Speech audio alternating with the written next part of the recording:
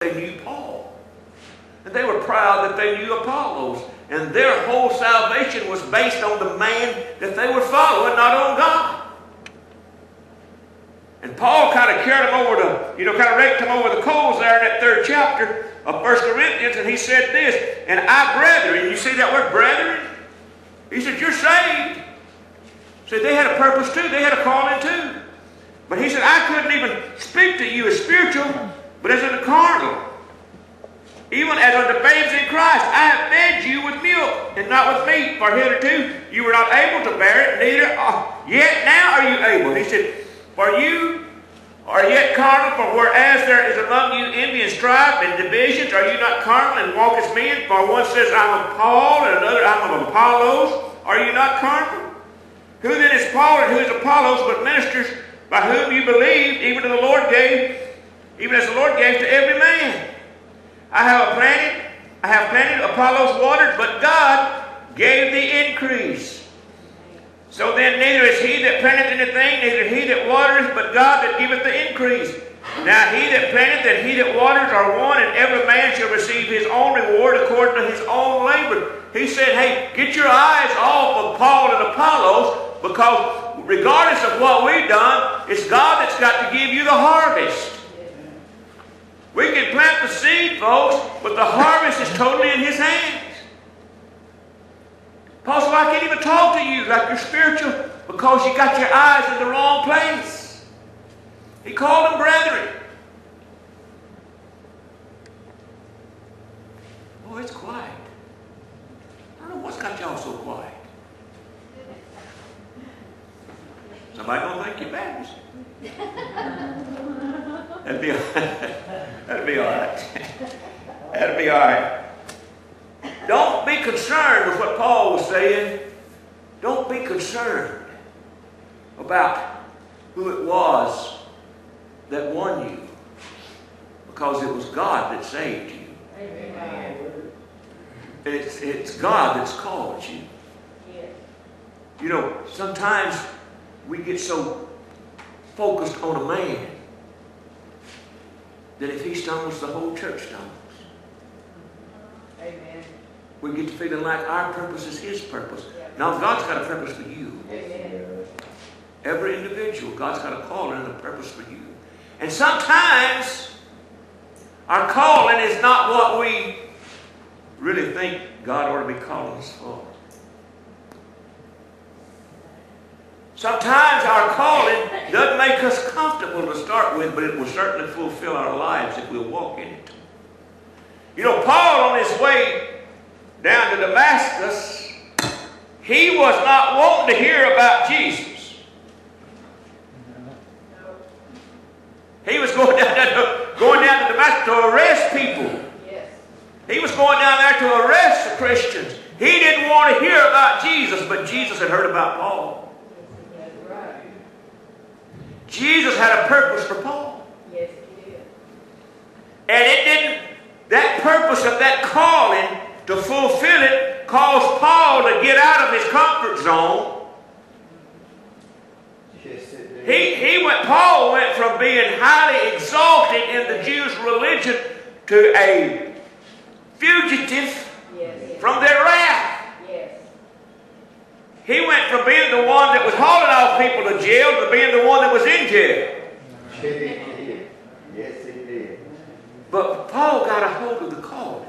Yes, he did. And it made him sing at midnight when he was beaten. Yes, it did. See, it'll change your life when you get to walking in your purpose. Come on, sir. It will. Yes, it will. It'll change who you are and how you look at things. It'll make you recognize some stuff that it'll shock you that you hadn't recognized before. It'll let you see stuff that has always been there that you've never saw before. Hallelujah. And we need to encourage one another, as Paul told the Colossians, to fulfill that which God has called us to do. And that first step, and a lot of times it's not easy. I remember the first time I got up to teach. I don't know whether they thought I was nervous or just quick, but I sure was shaking. knew that God had called me to teach. I knew that very early in life. But when I got up there and all those folks was looking dead at me, I wanted to sit down. I tell people, you know, I've got a face for radio. I ain't got a face for folks to be looking at me. But that's what God told me to do. Hallelujah. And as I began to walk in that, folks, I began to grow in the Lord, and the joy that I was lacking started bubbling up. And I started walking in a different direction, folks, and started enjoying the salvation that God had given me.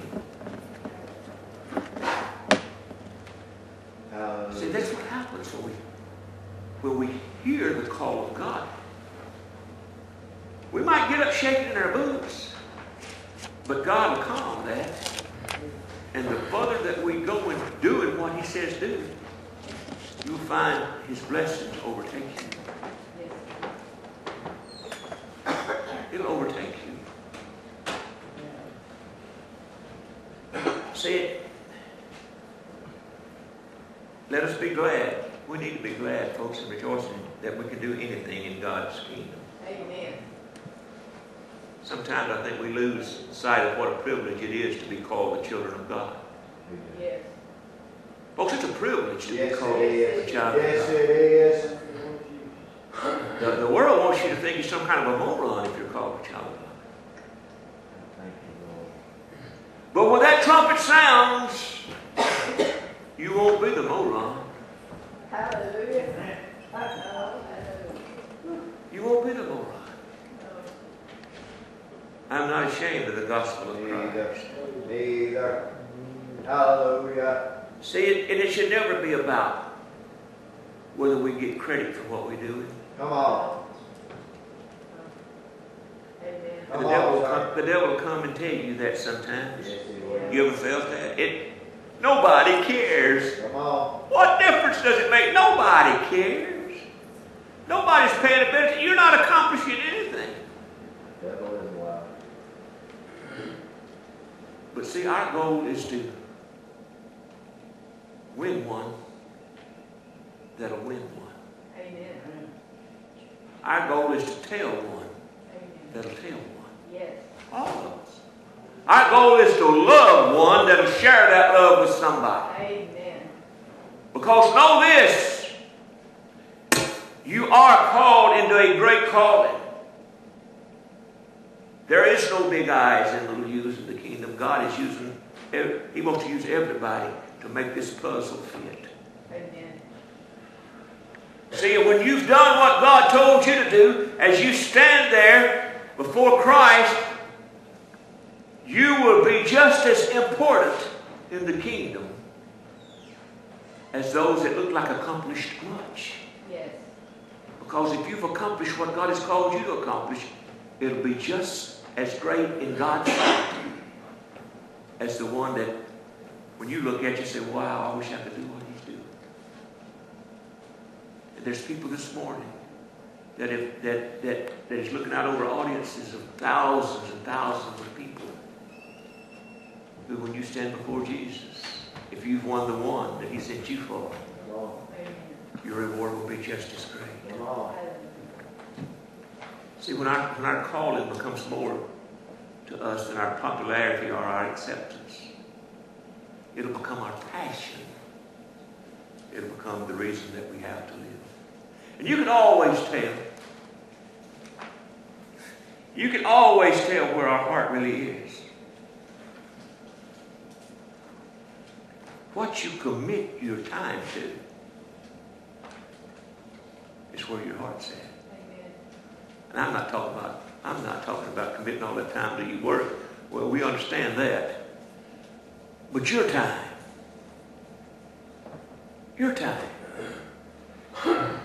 wherever your heart's at, you'll commit time to that. Yes. If your heart's on finding out what the Lord has for you, you'll commit some time to get in His Word. Amen. If your heart is really on pleasing God, you'll hush sometimes and let Him talk to you.